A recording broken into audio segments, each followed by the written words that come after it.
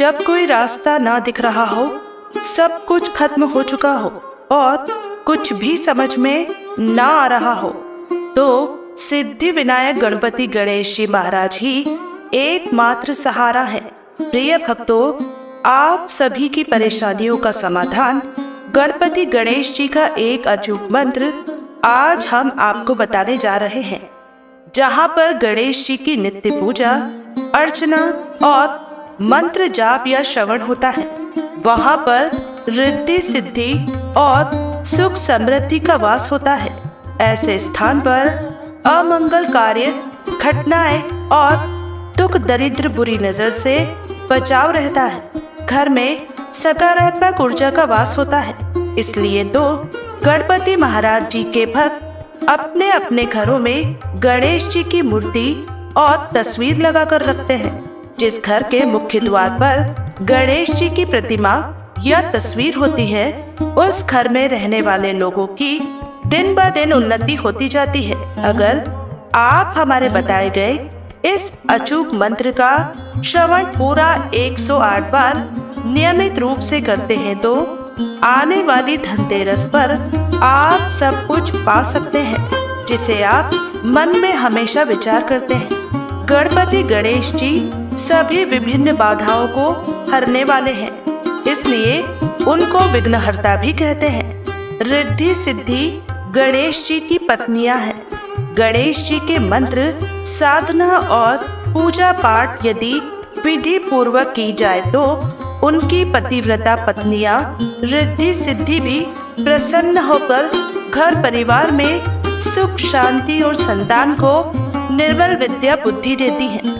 विश्वकर्मा की रिद्धि सिद्धि 2 कन्या हैं, जो गणेश जी की पत्नियां हैं। सिद्धि से क्षेम और रिद्धि से लाभ नाम के शोभा संपन्न 2 पुत्र हुए।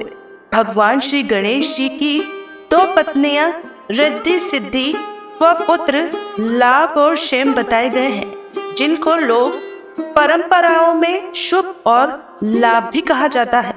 जहां भगवान गणेश विघ्नहर्ता है, तो उनकी पत्नियां रिद्धि सिद्धि यशस्वी, वैभवशाली और प्रतिष्ठित बनाने वाली होती हैं। वही शुभ लाभ हर सुख सौभाग्य देने के साथ उसे स्थायी और सुरक्षित रखते हैं। ऐसे ही सुख और सौभाग्य की चाहत पूरी करने के लिए बुधवार के दिन इस गणेश मंत्र का पूरा 108 बार जप या श्रवण बहुत ही शुभ लाभ देता है। प्रिय भक्तों, आज हम आपको गणेश जी का मंत्र बताने जा रहे हैं। जो भी जातक जिनका विवाह नहीं हो रहा है या विवाह में अड़चन आ रही है, कोई परेशानी है, कोई कठिनाइयां है या कोई विघ्न विवाह में आ रहा है, आप सभी जानते हैं कि हर माता पिता अपने बच्चों के विवाह के लिए कितने चिंतित होते हैं। यदि विवाह में कोई परेशानी आ रही है, कुंडली में कोई दोष है या किसी भी तरह की कोई परेशानी है, तो भक्तों आज हम आपको वह मंत्र बताने जा रहे हैं, जिन मंत्रों के जाप या श्रवण करने पर ही आपके विवाह में आ रही सारी परेशानियां दूर हो जाएंगी। इन मंत्रों के श्रवण मात्र से ही आपको विवाह में आ रही सारी कठिनाइयां दूर होती चली जाएंगी। आपके बच्चों का जल्द से जल्द विवाह संपन्न हो जाएगा। बस आपको केवल इतना करना है कि प्रतिदिन हमारे दिए गए मंत्रों को 108 बार श्रवण करना है, एवं जब तक आपका रिश्ता पक्का ना हो जाए, इन मंत्रों को प्रतिदिन 108 बार श्रवण अवश्य करें। इतना करते ही आप देखेंगे एक चमत्कारिक रूप से परिवर्तन, जो कि आपके जीवन को बदल देगा और आप लोगों को विवाह के लिए कॉल आना चालू हो जाएंगे और शीघ्र अतिशीघ्र आपके घर में शहनाइयां गूंज उठेंगी। तो भक्तों, यदि आपको वीडियो पसंद आए तो हमारे चैनल लॉर्ड्स ऑफ चालीसा को कृपया करके सब्सक्राइब जरूर करें, वीडियो को लाइक करें और ज्यादा से ज्यादा लोगों तक हमारे वीडियो को शेयर अवश्य करें। इतना करने से ही आप किसी अन्य लोगों की भी मदद कर सकते हैं। तो चलिए शुरू करते हैं। गणेश जी का मंत्र जय श्री राम हर हर महादेव। गणेश जी का महामंत्र इस प्रकार है।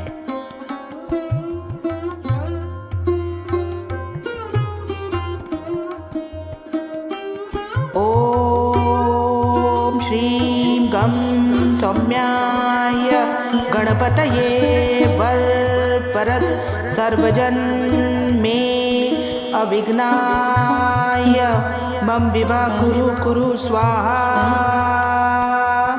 ओम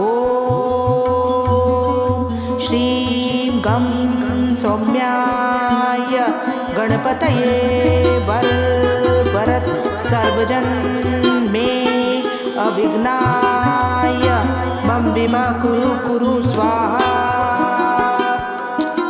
ओम श्रीं गं सौम्याय गणपतये वरद सर्वजन मे अविघ्नाय मम विवा कुरु स्वाहा।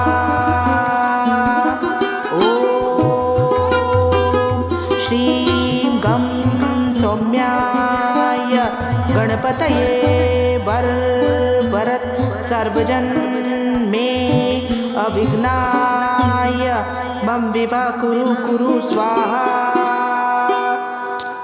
ओम श्रीं गं सौम्याय गणपतये वरद सर्वजन मे अविघ्नाय मम विवा कुरु स्वाहा।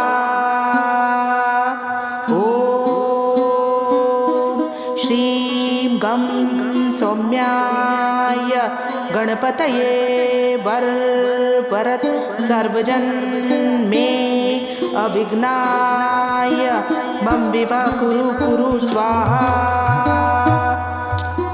ओम श्रीं गं सौम्याय गणपतये वरद सर्वजन मे अविघ्नाय मम विवा कुरु स्वाहा।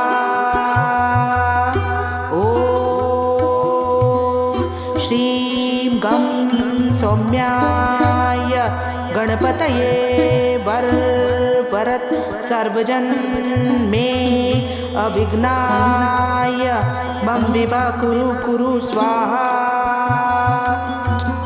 ओम श्रीं गं सौम्याय गणपतये वरद सर्वजन मे अविघ्नाय मम विवा कुरु स्वाहा। ओम श्रीं गं सौम्याय गणपतये वरद सर्वजन मे अविघ्नाय मम विवा कुरु स्वाहा। ओम श्रीं गं सौम्याय गणपतये वरद सर्वजन मे अविघ्नाय मम विवा कुरु स्वाहा। ओम श्रीं गं सौम्याय गणपतये वरद सर्वजन मे अविघ्नाय मम विवा कुरु स्वाहा। ओम श्रीं गं सौम्याय गणपतये वरद सर्वजन मे अविघ्नाय मम विवा कुरु स्वाहा। ओम श्रीं गं सौम्याय गणपतये वरद सर्वजन मे अविघ्नाय मम विवा कुरु स्वाहा। ओम श्रीं गं सौम्याय गणपतये वरद सर्वजन मे अविघ्नाय मम विवा कुरु कुरु स्वाहा।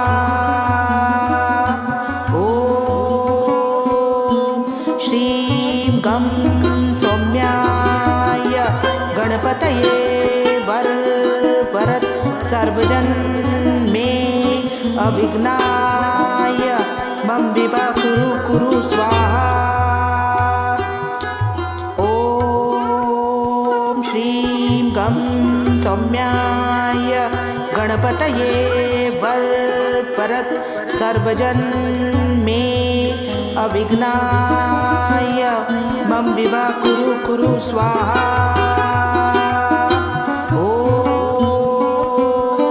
श्रीं गं सौम्याय गणपतये वरद सर्वजन मे अविघ्नाय मम विवा कुरु कुरु स्वाहा। ॐ श्रीं गं सौम्याय गणपतये वरद सर्वजन मे अविघ्नाय मम विवा कुरु कुरु स्वाहा। ॐ श्रीं गं सौम्याय गणपतये वरद सर्वजन मे अविघ्नाय मम विवा कुरु कुरु स्वाहा। ॐ श्रीं गं सौम्याय गणपतये वरद सर्वजन मे अविघ्नाय मम विवा कुरु कुरु स्वाहा। ॐ श्रीं गं सौम्याय गणपतये वरद सर्वजन मे अविघ्नाय मम विवा कुरु कुरु स्वाहा। ॐ श्रीं गं सौम्याय गणपतये वरद सर्वजन मे अविघ्नाय मम विवा कुरु कुरु स्वाहा। ॐ श्रीं गं सौम्याय गणपतये वरद सर्वजन मे अविघ्नाय मम विवा कुरु कुरु स्वाहा। ॐ श्रीं गं सौम्याय गणपतये वरद सर्वजन मे अविघ्नाय मम विवा कुरु कुरु स्वाहा। ॐ श्रीं गं सौम्याय गणपतये वरद सर्वजन मे अविघ्नाय मम विवा कुरु कुरु स्वाहा। ॐ श्रीं गं सौम्याय गणपतये वरद सर्वजन मे अविघ्नाय मम विवा कुरु कुरु स्वाहा। ॐ श्रीं गं सौम्याय गणपतये वरद सर्वजन मे अविघ्नाय मम विवा कुरु कुरु स्वाहा। ॐ श्रीं गं सौम्याय गणपतये वरद सर्वजन मे अविघ्नाय मम विवा कुरु कुरु स्वाहा।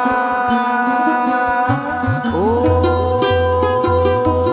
श्रीं गं सौम्याय गणपतये वरद सर्वजन मे अविघ्नाय मम विवा कुरु कुरु स्वाहा। ॐ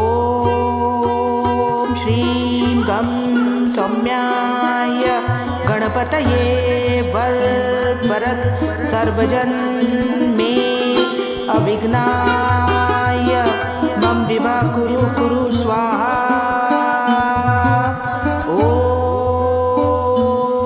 श्रीं गं सौम्याय गणपतये वरद सर्वजन्मे अविघ्नाय मम विवा कुरु स्वाहा। ॐ श्रीं गं सौम्याय गणपतये वरद सर्वजन्मे अविघ्नाय मम विवा कुरु स्वाहा। ॐ श्रीं गं सौम्याय गणपतये वरद सर्वजन्मे अविघ्नाय मम विवा कुरु स्वाहा। ॐ श्रीं गं सौम्याय गणपतये वरद सर्वजन्मे अविघ्नाय मम विवा कुरु स्वाहा। ॐ श्रीं गं सौम्याय गणपतये वरद सर्वजन्मे अविघ्नाय मम विवा कुरु स्वाहा। ॐ श्रीं गं सौम्याय गणपतये वरद सर्वजन्मे अविघ्नाय मम विवा कुरु स्वाहा। ॐ श्रीं गं सौम्याय गणपतये वरद सर्वजन्मे अविघ्नाय मम विवा कुरु स्वाहा। ॐ श्रीं गं सौम्याय गणपतये वरद सर्वजन्मे अविघ्नाय मम विवा कुरु स्वाहा। ॐ श्रीं गं सौम्याय गणपतये वरद सर्वजन्मे अविघ्नाय मम विवा कुरु स्वाहा। ॐ श्रीं गं सौम्याय गणपतये वरद सर्वजन्मे अविघ्नाय मम विवा कुरु स्वाहा। ॐ श्रीं गं सौम्याय गणपतये वरद सर्वजन्मे अविघ्नाय मम विवा कुरु स्वाहा। ॐ श्रीं गं सौम्याय गणपतये वरद सर्वजन्मे अविघ्नाय मम विवा कुरु स्वाहा। ॐ श्रीं गं सौम्याय गणपतये वरद सर्वजन्मे अविघ्नाय मम विवा कुरु स्वाहा। ॐ श्रीं गं सौम्याय गणपतये वरद सर्वजन्मे अविघ्नाय मम विवा कुरु स्वाहा। ॐ श्रीं गं सौम्याय गणपतये वरद सर्वजन्मे अविघ्नाय मम विवा कुरु कुरु स्वाहा। ॐ श्रीं गं सौम्याय गणपतये वरद सर्वजन्मे अविघ्नाय मम विवा कुरु कुरु स्वाहा। ॐ श्रीं गं सौम्याय गणपतये वरद सर्वजन्मे अविघ्नाय मम विवा कुरु कुरु स्वाहा। ॐ श्रीं गं सौम्याय गणपतये वरद सर्वजन्मे अविघ्नाय मम विवा कुरु कुरु स्वाहा। ॐ श्रीं गं सौम्याय गणपतये वरद सर्वजन्मे अविघ्नाय मम विवा कुरु कुरु स्वाहा। ॐ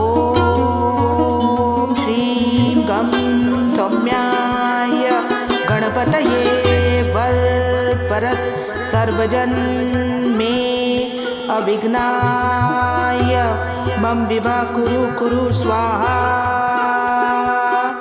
ॐ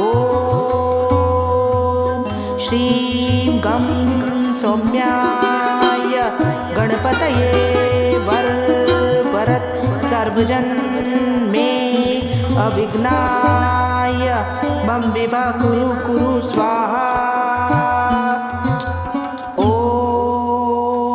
श्रीं गं सौम्याय गणपतये वरद सर्वजन्मे अविघ्नाय मम विवा कुरु कुरु स्वाहा। ॐ श्रीं गं सौम्याय गणपतये वरद सर्वजन्मे अविघ्नाय मम विवा कुरु कुरु स्वाहा। ॐ श्रीं गं सौम्याय गणपतये वरद सर्वजन्मे अविघ्नाय मम विवा कुरु कुरु स्वाहा। ॐ श्रीं गं सौम्याय गणपतये वरद सर्वजन्मे अविघ्नाय मम विवा कुरु कुरु स्वाहा। ॐ श्रीं गं सौम्याय गणपतये वरद सर्वजन्मे अविघ्नाय मम विवा कुरु कुरु स्वाहा। ॐ श्रीं गं सौम्याय गणपतये वरद सर्वजन्मे अविघ्नाय मम विवा कुरु कुरु स्वाहा। ॐ श्रीं गं सौम्याय गणपतये वरद सर्वजन्मे अविघ्नाय मम विवा कुरु कुरु स्वाहा। ॐ श्रीं गं सौम्याय गणपतये वरद सर्वजन्मे अविघ्नाय मम विवा कुरु कुरु स्वाहा। ॐ श्रीं गं सौम्याय गणपतये वरद सर्वजन्मे अविघ्नाय मम विवा कुरु कुरु स्वाहा। ॐ श्रीं गं सौम्याय गणपतये वरद सर्वजन मे अविघ्नाय मम विवा कुरु स्वाहा। ॐ श्रीं गं सौम्याय गणपतये वरद सर्वजन मे अविघ्नाय मम विवा कुरु स्वाहा। ॐ श्रीं गं सौम्याय गणपतये वरद सर्वजन मे अविघ्नाय मम विवा कुरु स्वाहा। ॐ श्रीं गं सौम्याय गणपतये वरद सर्वजन मे अविघ्नाय मम विवा कुरु स्वाहा। ॐ श्रीं गं सौम्याय गणपतये वरद सर्वजन मे अविघ्नाय मम विवा कुरु स्वाहा। ॐ श्रीं गं सौम्याय गणपतये वरद सर्वजन मे अविघ्नाय मम विवा कुरु स्वाहा। ॐ श्रीं गं सौम्याय गणपतये वरद सर्वजन मे अविघ्नाय मम विवा कुरु स्वाहा। ॐ श्रीं गं सौम्याय गणपतये वरद सर्वजन मे अविघ्नाय मम विवा कुरु स्वाहा। ॐ श्रीं गं सौम्याय गणपतये वरद सर्वजन मे अविघ्नाय मम विवा कुरु स्वाहा। ॐ श्रीं गं सौम्याय गणपतये वरद सर्वजन मे अविघ्नाय मम विवा कुरु स्वाहा। ॐ श्रीं गं सौम्याय गणपतये वरद सर्वजन मे अविघ्नाय मम विवा कुरु स्वाहा। ॐ श्रीं गं सौम्याय गणपतये वरद सर्वजन मे अविघ्नाय मम विवा कुरु स्वाहा। ॐ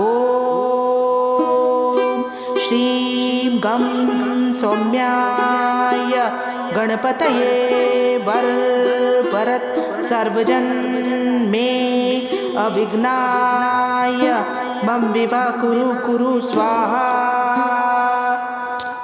ॐ श्रीं गं सौम्याय गणपतये वरद सर्वजन मे अविघ्नाय मम विवा कुरु स्वाहा। ॐ